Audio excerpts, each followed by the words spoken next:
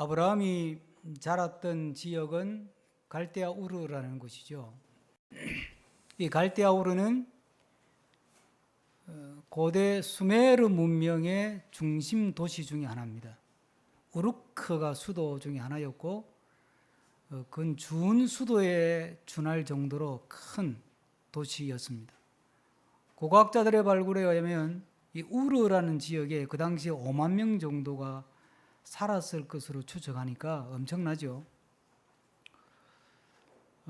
이 수메르는 바벨론 문명의 토대가 됐고 그 뒤에 이제 바벨론 문명뿐만 아니라 그 중근동 지방의 수많은 종교의 어떤 그 토대를 이루는 것들이 거기서 다 발생을 했습니다. 그 당시 유적들을 보면 신전의 규모가 엄청나고 대단했습니다.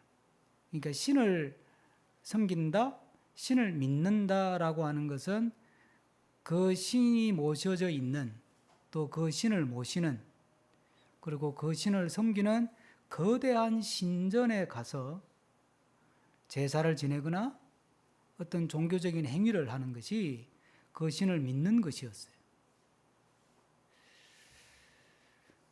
그런데 하나님을 아브라함을 찾아와서 불러내신 이 수메르 지역에서 불러내신 하나님, 여호와 하나님이라는 분은 신전을 요구하지를 않았어요. 뒤에 우리가 아는 것처럼 모세 시대로 가면 아브라함, 이삭, 야곱, 그 다음 때 이제 요셉 시대 지나고 모세 시대가 열리잖아요.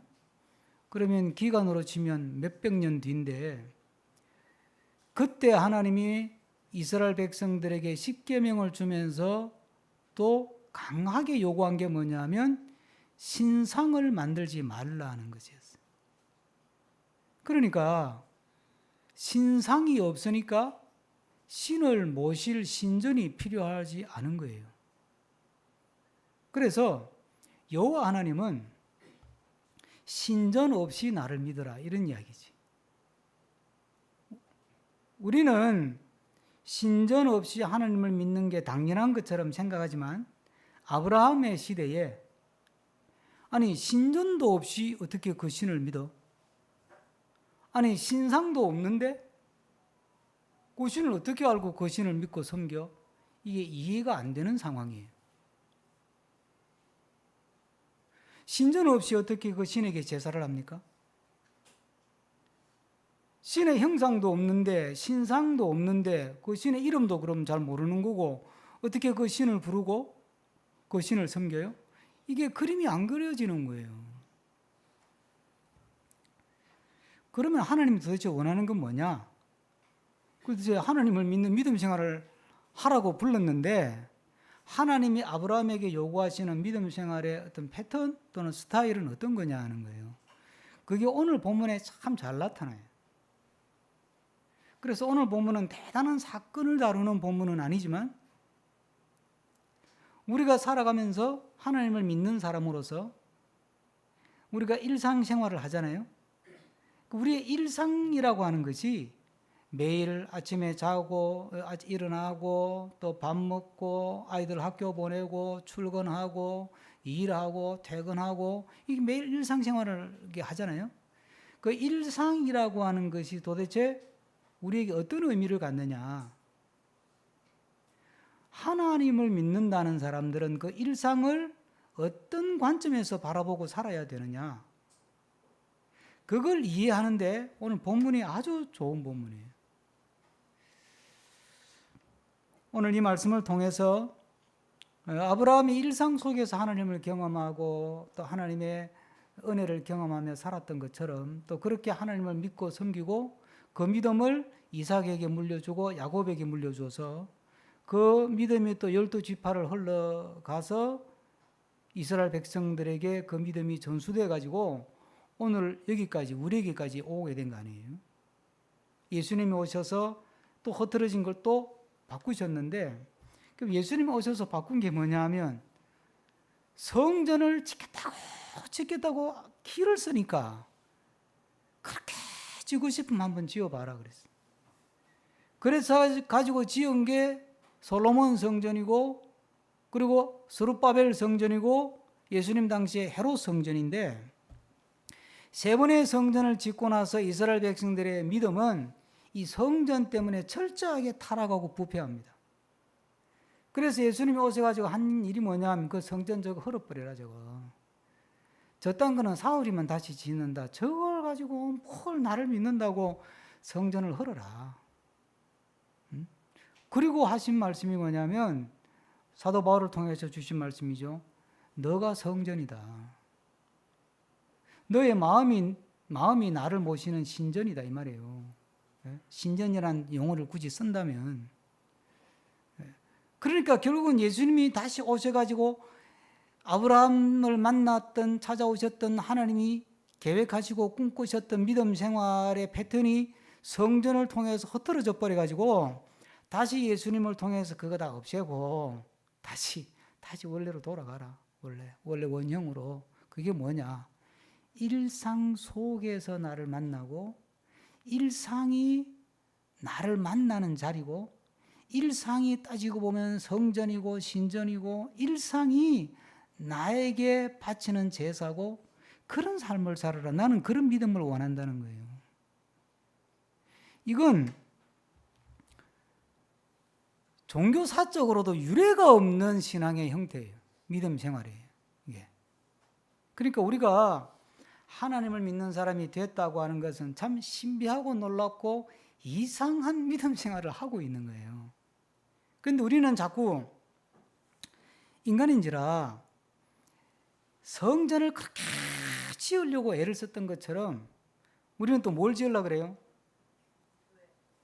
예배당 건물을 자꾸 지으려고 애를 쓰는 거야. 그 예배당 건물을 잘 지으면 잘 믿는 거라고 생각을 하는 거예요. 그래가지고 지금 유럽의 예배당 건물들은 다 지금 그냥 술집으로 팔려가고 모스크로 팔려가고 난리가 나잖아요. 미국도 말할 것도 없고 우리나라도 지금 이단에 팔려가고, 예? 가까운데 판교에 가면 엄청난 600억 들여 지어가지고 이단에 넘어갔잖아요. 그 제 친구 목사인데, 그 윤 목사가. 왜 이런 참 웃지 못할 일이 벌어지느냐 하면 하나님의 의중을 정확하게 따르지 않고 내가 믿고 싶은 대로 믿으려고 하는 거예요. 우리는 신전이 있으면 좋잖아요. 그렇죠? 뭐 믿는 것 같고, 거기다가 신상도 하나 만들어 놓으면 뭐 더 말할 것도 없지. 화룡점정이지 막. 그 신전에 절을 하면 뭔가 절하는 기분도 나고, 거기다가 뭐 뻑적지근하게 한 상 차려놓으면 뭐 바치는 것 같기도 하고 좋잖아요. 하는 것 같고. 그런데 하나님은 왜 넌 자꾸 그런 걸 보고 믿으려고 하느냐는 거지. 그냥 나를 있는 그대로 믿으면 되는데. 그래서 여러분, 성경적인 믿음을 갖는다는 것은 되게 쉬우면서 굉장히 어려워요. 안 보이는 걸 믿어야 되니까, 안 보고 믿어야 되니까. 그러니까 여러분들이 그 믿음을 가지고 이렇게 왔잖아요. 이게 보통 믿음이 아닌 거예요. 그러니까 이제 뭐 건물 짓는 거 하나님이 싫어한다, 뭐 신상을 만들지 말라, 이거는 막 십계명의 못을 박아버리니까 그거는 시도 안 하는데, 자꾸 살면서 삶의 하나님의 증거를 또 원하는 거예요. 하나님이 살아있다면 이런 증거를 보여주세요. 뭐 사업 잘 되게 해주세요. 뭐 합격하게 해주세요. 성공하게 해주세요. 그걸 가지고 또 신의 형상을 대신하려고 하는 이런 욕구가 우리 속에 또 있는 거예요. 그걸 또 안 보여주잖아. 하나님이 그 기도를 안 들어주고 그 증거를 안 보여주면 하나님 없네. 어떻게 믿어 이런 하나님을, 내 기도도 안 들어주는 하나님을. 그리고 또 하나님한테 등 돌려버리는 거예요. 그런데 우리가 믿음 생활하면서 여기 수십 년을 믿어오신 분들 있잖아요. 우리 젊은이들도 짧은 시간 믿었다 하더라도 하나님이 여러분들 원하는 대로 다 들어줬어요. 그런 하나님이라면 여러분들은 잘못된 하나님을 믿고 있는 거예요. 하나님은 그런 분이 아니에요. 하나님은 그런 분이 아니라고. 손에 잡히지도 않고 보이지도 않는 하나님을 마음으로 믿고 따라가는 게 믿음이 이게 얼마나 어려워요, 이게. 그래서 믿음은 신비한 것이고 하나님이 주시는 선물이라고 표현하는 거예요. 자, 그러면 우리의 일상이라고 하는 것이 이게 믿음이고 이게 믿음 생활의 터전인데 교회는 뭐예요, 그럼? 이 교회, 우리가 이게 예배당에 모이는 거는 일상에서 제대로 된 믿음 생활하기 위해서 잠깐 모여서 좀 재점검하고 훈련받고 뭐 이러기 위해서 있는 거예요, 이 교회는. 그러니까 우리가 잘 아는 개념으로 설명하면 주유소나 훈련소 비슷한 거예요. 아니, 기름 넣었으면 거기 계속 거기 서 있어요? 가야 될 거 아니야. 그렇죠? 기름 넣고 세차했으면 가야지. 이제 볼일 보러 회사를 가든지 집을 가든지 퇴근해서 가든지 가야 되잖아요. 훈련을 받았으면 어떻게 해요? 내가 근무할 곳으로 가야지. 자대 비치 받아가지고 가야지. 훈련소에 계속 있는 군인이 어디 있어? 그런 거 없어요. 그게 교회를 잘 꾸미고 잘 치장해가지고 막 교회를 잘 섬기는 거는 우상을 섬기는 거예요. 그게 신전이야. 하나님은 그걸 학을 뗐는데 하지 말라고. 문제는 이렇게 모여서 우리가 같이 기도하고 서로 격려하고 또 서로 교훈을 얻고 서로 배우고 깨닫고 그러면서 일상에 들어가서 일상 속에서 하나님을 만나고 하나님 은혜를 경험하고 믿음을 표현하고 살아가는 게 믿음 생활이란 말이에요.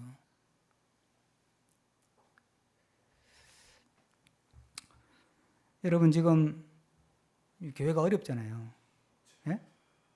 교인이 1,000만 명이 넘던 교인이 700만 밑으로 줄었어요. 심각한 거거든요. 3분의 1이 줄었으니까. 큰일 났다 싶으죠? 저는 큰일 났다고 생각 안 해요. 오히려 잘 됐다고 생각해요. 교회 건물을 마치 신전처럼 생각하고 떠받들면서 살았던 믿음 생활이 깨지는 거고 있는 거니까 잘 된 거지. 잘못된 믿음 아닌 걸 붙들고 있던 믿음이 깨지고 있는 거니까 이제 정신을 차리고 있는 거니까. 조금 고통스럽고 아프지만, 예? 고통스럽고 아프지만 그러나 거쳐야 될 과정이라고 저는 생각해요. 예. 그래서 잘 됐다. 예. 하나님이 지금 대수술을 하시는구나. 그러면 이게 진짜 하나님이 대수술을 하시고 새롭게 하시고 변화시키시고 다시 일으키시는 하나님 나라 운동, 복음 운동, 구원의 운동, 예? 이런 거룩한 하나님의 역사가 되려면 결국은 우리가 일상 속에서 우리가 하나님을 만나고 하나님을 경험하고 내 믿음을 표현하는 삶을 살아야 되는 거예요. 이렇게 혹독한 대가를 치르고도 일상 속에서 하나님을 만나고 경험하고 믿음을 표현하는 게 살아나지 않으면 좀 극단적인 표현 같아도 이 구제불능인 거지. 깨닫는 게 너무 둔한 거니까 구제불능인 거예요. 그렇게 되지는 않으리라고 저는 믿어요. 한국교회가 어쨌든 그래도 세계교회를 깨울 정도의 기도의 능력과 복음의 열정을 가진 교회가 한국교회잖아요. 그러니까 뭐 그 열심히 어디 가겠습니까? 그동안 방향이 좀 잘못됐던 그 방향 하나님 딱 바로 틀어주시면 또 그 열심히 폭발해서 정말 세계교회에서 하나님의 마음을 흐뭇하게 드리는 그런 놀라운 복음의 역사, 믿음의 운동, 성령의 역사, 은혜의 역사가 일어나게 될 줄로 믿습니다. 자, 일상이 뭐냐는 게 일상이. 여러분 하나님 만나러 어디로 가요? 어디로 갔어요 그동안에? 우리 젊은이들은 몰라. 우리 강남 연동교 교인들 그동안 심령이 그래가지고 하나님 만나야 되겠다. 그럼 어디를 갔어요? 기도원을 갔어요. 기도원 간 게 잘못됐다는 이야기가 아니에요. 잘못됐다는 이야기가 아니에요. 그런 사람들이 모여가지고 집중해서 기도하면 조금 유리한 점이 있을지 모르니까 어쨌든 그건 뭐 하나님을 만나겠다는 열심 자체는 나쁜 게 전혀 없잖아요. 그건 잘못됐다는 게 아닌데 우리가 뭘 놓치고 있느냐 하면 하나님이 아브라함을 어디서 만났어요? 어디로 찾아왔어요? 1절 다 같이 읽어봅시다. 1절 다 같이 읽습니다. 여호와께서 만물의 상수리 나무 풀이 있는 곳에서 아브라함에게 나타나시니라. 날이 뜨거울 때에 그가 장막문에 앉았더라. 이게 뭔 소리냐면 이 더운 지역이잖아요. 이스라엘 지역이. 그러니까 이게 낮이 뜨거울 때 이게 개역 성경에 보면 정오쯤에 이렇게 12시쯤에 이렇게 돼 있어요. 이게 너무 더우니까 그 지역 사람들은 다 낮잠 자잖아요. 낮잠. 그 상수리 나무 이렇게 숲이 이제 그늘도 있고 이런 곳에 쉬는 거. 점심 먹고 이제 노곤하고 더우니까 그늘에 이제 쉬고 있는데 그때 하나님이 찾아오는 거예요. 무슨 하나님 만나 주시옵소서. 뭐 간절히 기도하고 있었던 것도 아니고. 그럼 오전에 일하고 피곤해가지고 이제 그늘에 앉아가지고 쉬고 있는데 하나님이 찾아오시는 거예요. 이 하나님은 어떤 분이냐면 우리의 일상 속으로 찾아오시는 분이에요. 여러분. 이게 아주 독특한 신관인데 이걸 이해하기가 어려워요. 여러분, 크리스마스가 뭐예요? 이제 좀 있으면 크리스마스 오잖아요. 그죠? 크리스마스. 예수님이 이 땅으로 찾아오신 거잖아요. 그렇죠? 그런데 그냥 찾아오면 눈치를 못 채니까 하나님이 많이 양보하셔가지고 사람의 몸을 입고 오셨다. 그래서 그걸 성육신, 인카네이션, 성육신이라 그러는 거예요. 그러니까 그 말은 무슨 말이냐면 하나님이라는 분이 이게 우리가 보도 듣도 못하는 어떤 신비의 세계에 있을 것 같은 하나님이 냄새나고 만질 수 있고 볼 수 있고 느낄 수 있고 한 이런 이 역사 속으로 우리와 똑같은 몸을 가지고 우리의 삶의 실제 일상 속으로 훅 하고 들어온 게 크리스마스라니까요. 하나님이 그런 분이에요. 그럼 봐요. 우리의 일상은 뭐예요? 그 일상이 바로 하나님 만나는 자리라니까. 여러분들이 일하는 자리 있잖아요. 직장, 일터. 여러분들이 밥하는 싱크대, 잠자는 침대, 방. 여러분들이 공부하는 도서관, 학교, 운전하고 다니는 길. 우리가 일상생활하는 그 어디나 거기가 바로 하나님을 만나는 자리라는 생각을 하고 살아야 되는 거예요. 운전을 하면서도 여기가 하나님 만나는 자리다. 도서관 앞에 앉아서 공부하면서도 여기가 하나님이 찾아오는 자리다. 시험을 치면서도 내가 시험 치는 이 시간에 하나님이 나를 찾아올 수 있다. 이런 생각을 하고 살아야 되는 거예요. 그러니까 컨닝을 할 수가 없지. 하나님이 컨닝하려고 이러는데 야, 니 뭐하냐? 이러면 어떡해. 얼마나 놀라겠어요. 쪽팔리고. 그러니까 예수님이 재림할 때 어떻게 한다고 그랬어요? 두 사람이 함께 길을 가다가, 두 사람이 함께 잠을 자다가, 두 사람이 함께 맷돌 갈다가 한 사람은 가고 한 사람은 남는데 이게 뭘 하다가요? 맷돌 갈고 길 걸어가고 자고. 그런데 뭐 예수님 재림하는 거 기다린다고 흰 옷 입고 어디에 모여라고 그런데 왜 속아 넘어가냐고요. 속아 넘어가는 사람이 바쁘지. 속이는 사람은 더 나쁘고.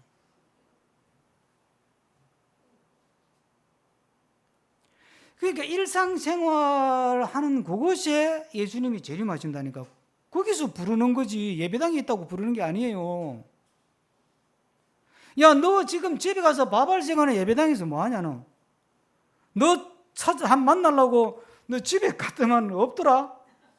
싱크대에 그냥 잔뜩 그냥 밥그릇 엎어놓고 빨래는 구석에 다 던져놓고 예배당 가서 뭐 밥하고 있더만. 그건 네 자리가 아닌데. 하나님이 그러시는 분이라니까. 내가 일하는 그것이 하나님을 만나는 자리라는 생각을 하고 살아야 되는 거예요. 그래 예수님이 재림해도 걱정할 게 없어요. 뭔 걱정이 있어. 그냥 믿음대로 만나면 되죠. 아이고 참 잘 찾아오셨네요, 주님.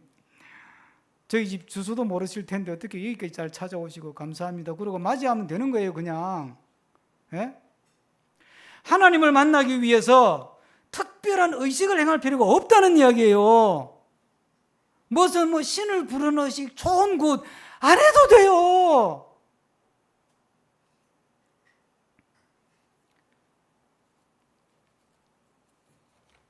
우리의 일상이 하나님을 만나는 자리라면 나의 일상이 진짜 하나님의 통제 안에 있어야 되잖아요. 그렇죠? 얘기했잖아요. 시험 치면서 큰일 하려고 고개 싹 돌리는데 그때 하나님 와가지고 니 뭐하고 있냐 그러면 당황스럽잖아요. 그러니까 나의 일상이 하나님이 나를 만나는 자리라면 그럼 내가 정신 똑바로 차리고 살아야 될 거 아니겠어요. 하나님의 통제를 받으면서. 그러니까 나의 일상이 하나님의 통제 아래 있는가? 그걸 여러분들이 점검해야 되지. 저도 그렇고.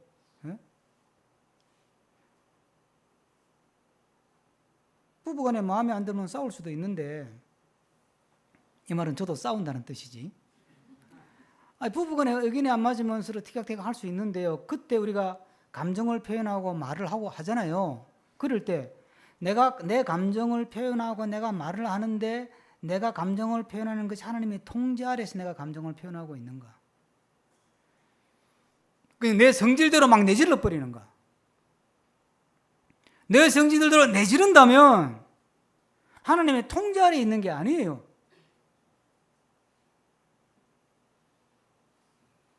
그러니까 내가 내 일상의 삶이 하나님의 통제 아래 있는가 그걸 늘 점검하면서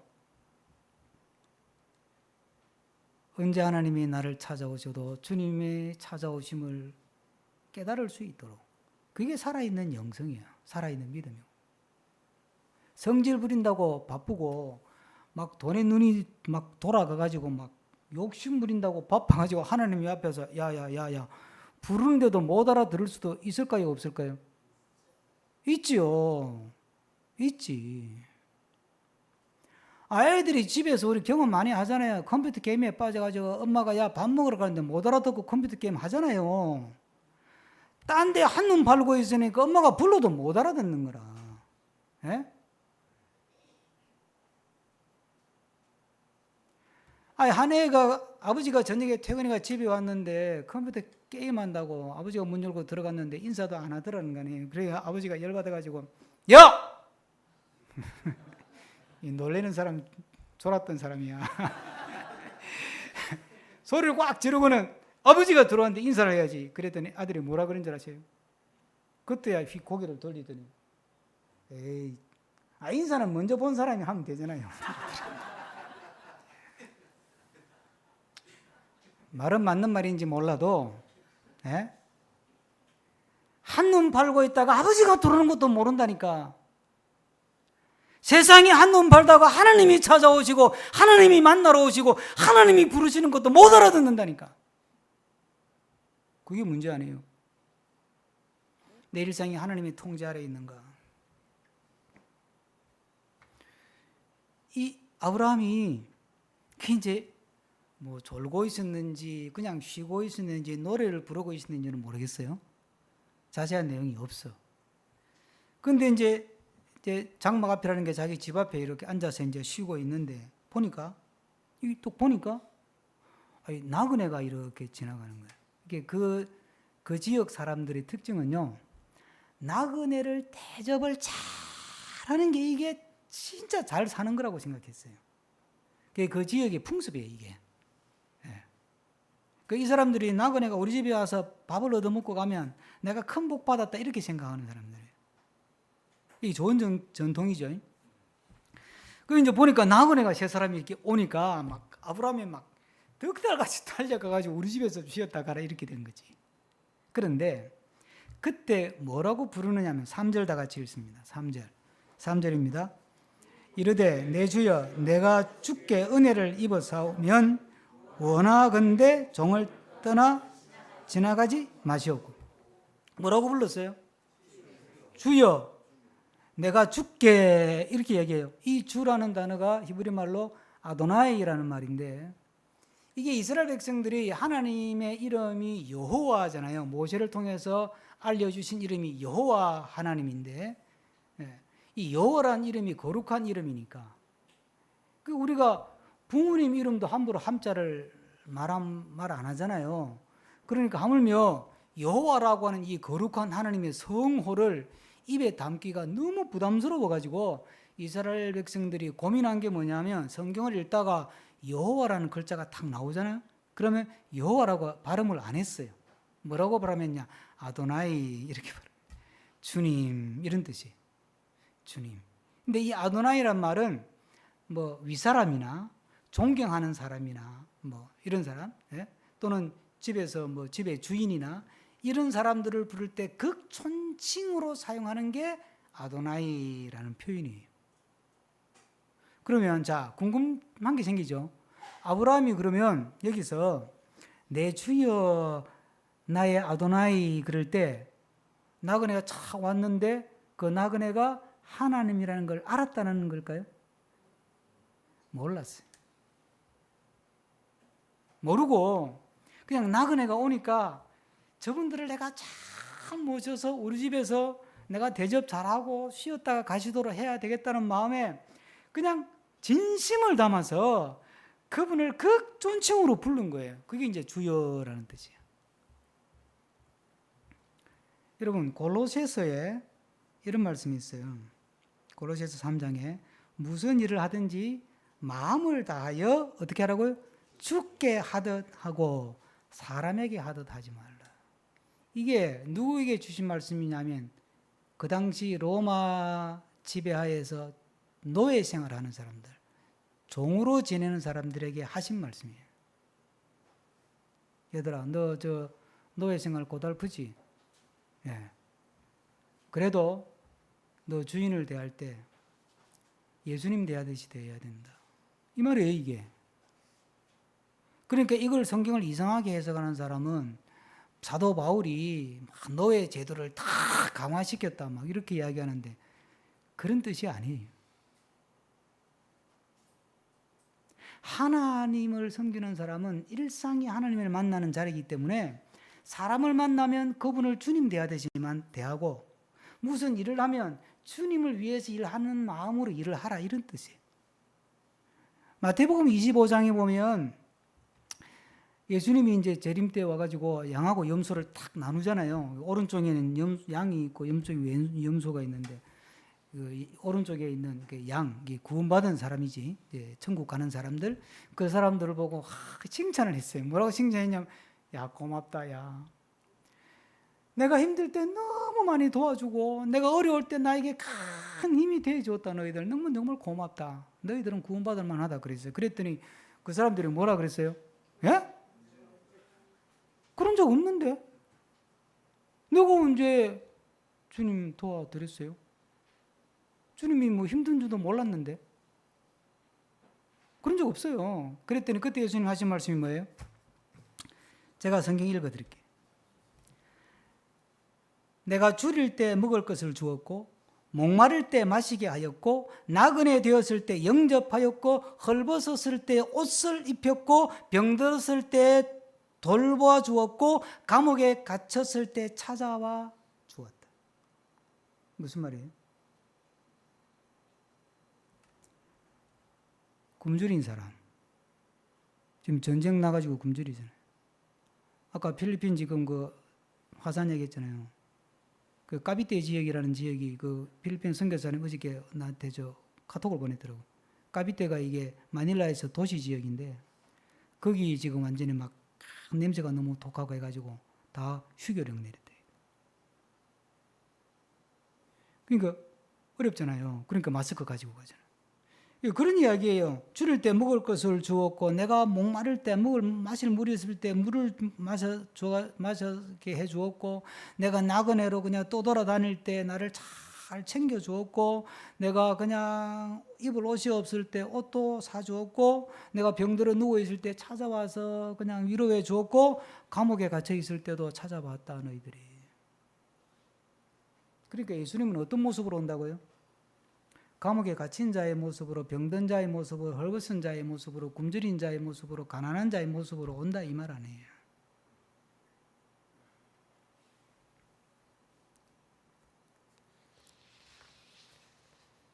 교회가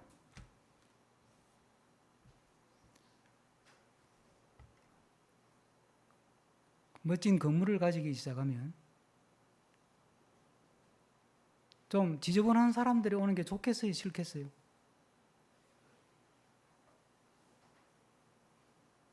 제가 무슨 말씀 드리려는지 아시겠죠? 제가 부모 교육 한참 할 때 그때 제가 했던 이야기인데, 그때 한참 이제 있는 집은 카페트를 살 때예요. 그래서 제가 카페트 사지 마라 그랬어요.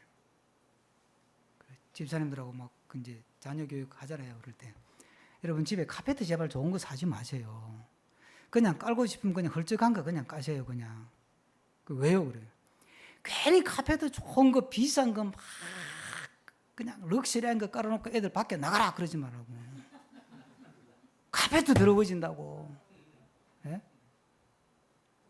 예배당 잘 지어놓고 힘든 사람, 어려운 사람, 도움이 필요한 사람 다 쫓아내버리고 너희들끼리 있는 사람들끼리 모여 앉아가지고 우리들만의 리그를 만들어가지고 우아하게 차 마시고 앉아가지고 그게 나를 믿는 거라고 생각하면 아니다 이 말 아니에요. 아니다. 그거 아니다.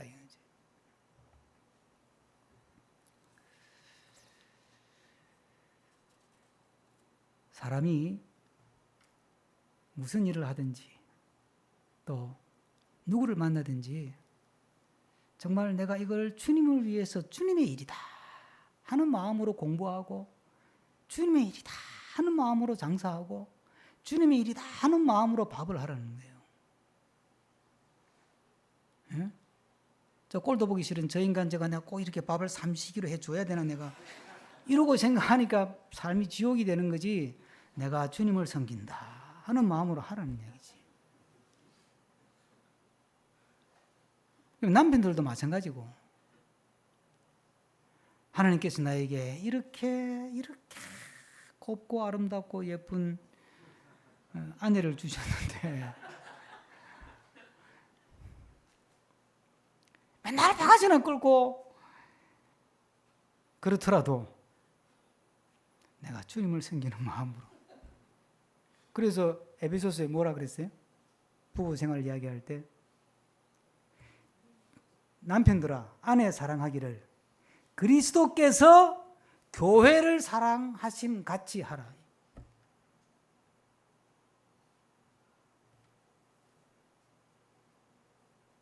참 이게 예수님은 너무 기대치가 높아. 그래도 하여튼 그게 우리의 목표치예요. 목표치. 예. 그러니까 학생이 공부를 할 때 이게 내가 주님의 일이다 생각하고 공부를 하면 공부를 잘하게 될까요? 못하게 될까요? 저절로 잘하게 되는 거지.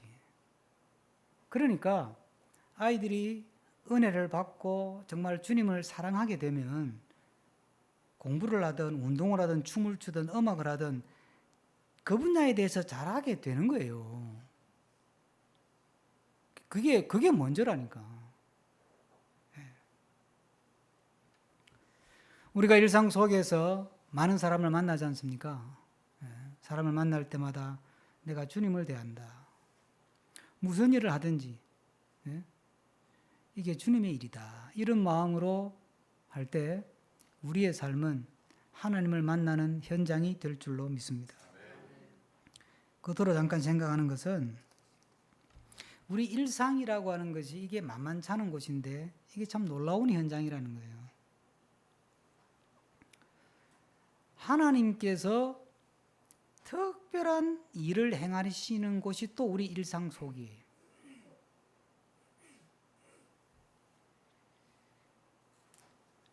하나님이 이제 이렇게 나그네의 모습으로 와가지고 식사 대접 잘 받고 기분이 좋아가지고 아브라함에게 내가 내년 이맘쯤 다시 오는데 그때 오면 너 아내가 아들을 갖게 된다. 그렇게 이야기했어요. 그랬더니 사라가 천막 안에서 그걸 들었는 거야. 듣고 어떻게 했다고요? 네. 푹! 이랬다니까. 아이고 웃기신다 진짜.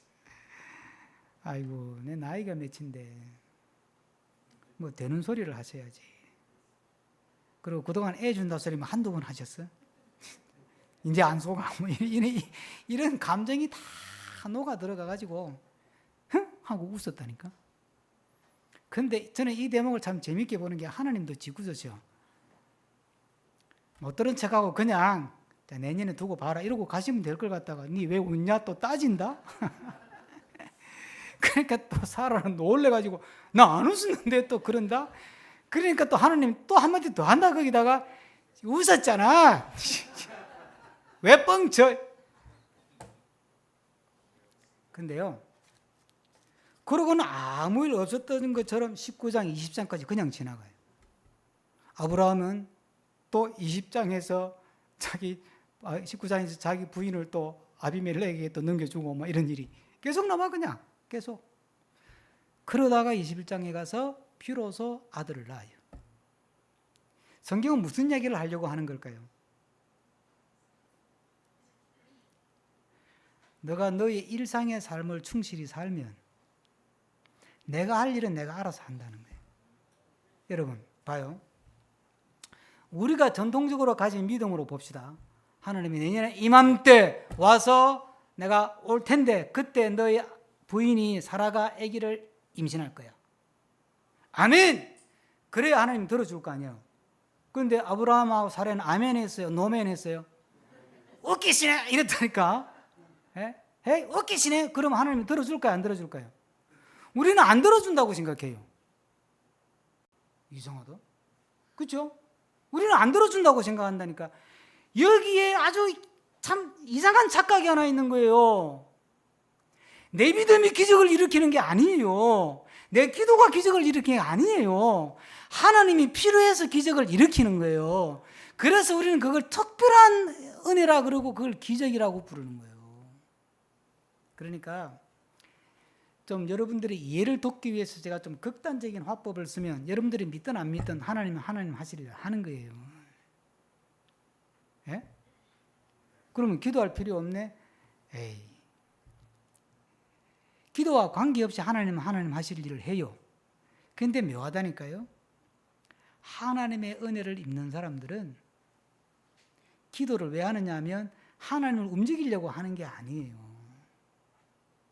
기도를 왜 해요? 하나님을 조종하려고? 그럼 굿이지. 신을 조종하는 것은 굿이잖아. 우리는 하나님을 조종하려고 기도하는 게 아니고요. 내 마음을 다스리려고 기도하는 거 아니에요. 내 마음을. 하나님을 향한 내 마음. 예?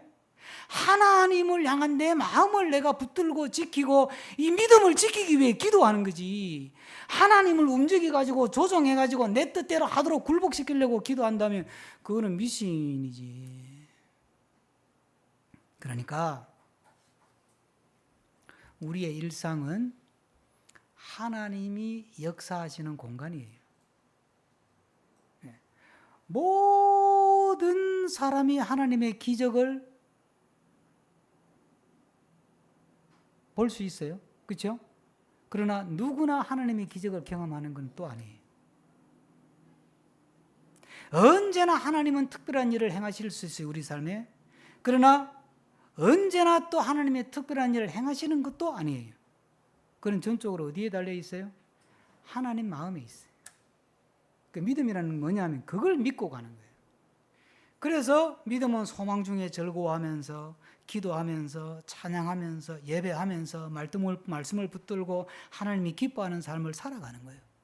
그러면 우리가 무슨 짓을 하든 하나님 하실 일을 해요. 걱정하지 마세요. 염려하지 마시고 그건 하나님께 맡기면 된다고. 하나님께. 우리의 일상은 언제나 하나님이 특별한 일을 행하실 수 있는 자리이고 그런 일은 언제나 우리의 삶 속에서도 일어날 수 있다는 사실을 믿으시기를 바랍니다.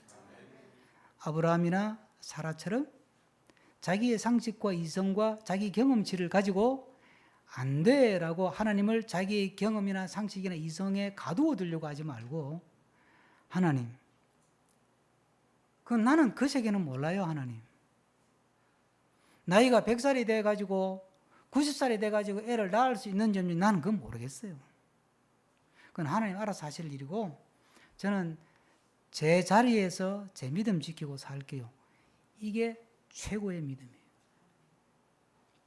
그런 믿음으로 정말 하나님의 특별한 은혜를 입어서 우리의 삶의 현장이, 우리의 일상이 하나님이 특별한 일을 행하시고 때로는 필요하다면 기적도 행하시는 놀라운 하나님의 은혜를 경험하는 현장이 될 수 있기를 주의 이름으로 축복합니다.